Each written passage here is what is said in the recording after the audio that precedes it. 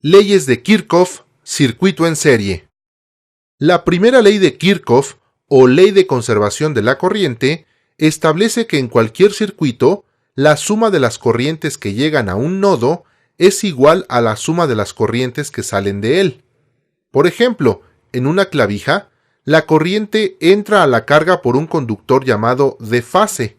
La corriente hace funcionar la carga o el equipo y sale por el conductor que se llama neutro, es decir, la corriente que entra a un punto es la misma que sale de él.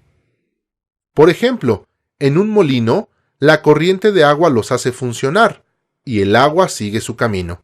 La corriente se conserva.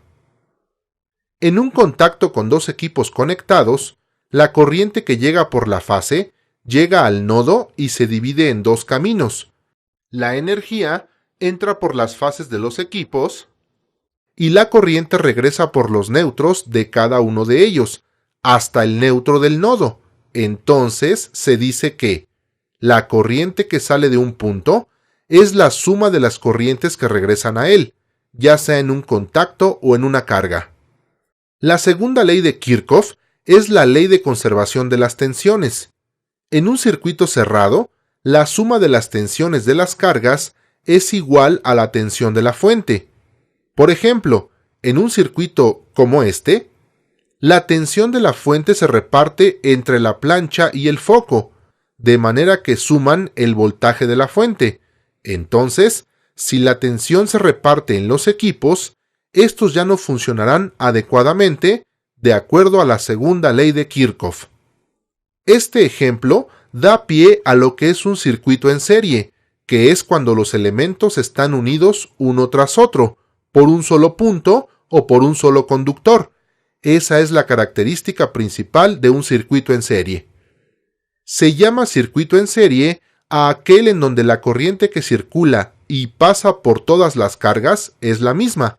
La corriente solo tiene un camino por el cual circular, cumpliendo así la primera ley.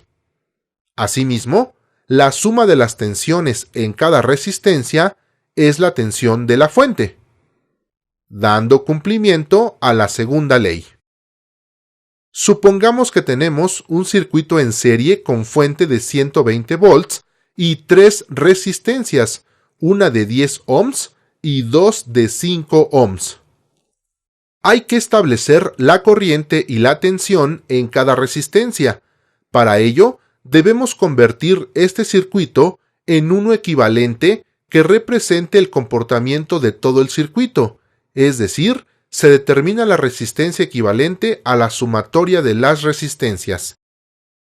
En este caso, son 10 más 5 más 5, igual a 20 ohms, lo que representa a la resistencia del circuito original.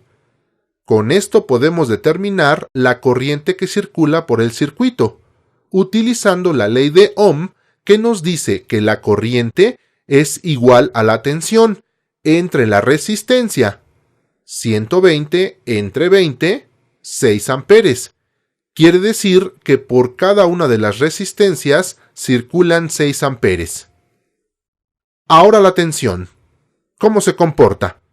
Se reparten esos 120 volts, partiendo de la ley de Ohm. Tensión es igual a resistencia por la corriente. La tensión en la resistencia 1 es 10 ohms, por la corriente 6 amperes, igual a 60 volts. Tensión en la resistencia 2, 5 por 6, 30 volts. En la resistencia 3, 5 por 6 igual a 30 volts. Según la segunda ley de Kirchhoff, la suma de las tensiones en las cargas es la tensión de la fuente, es decir, si sumamos estos valores, debe dar el valor de la fuente.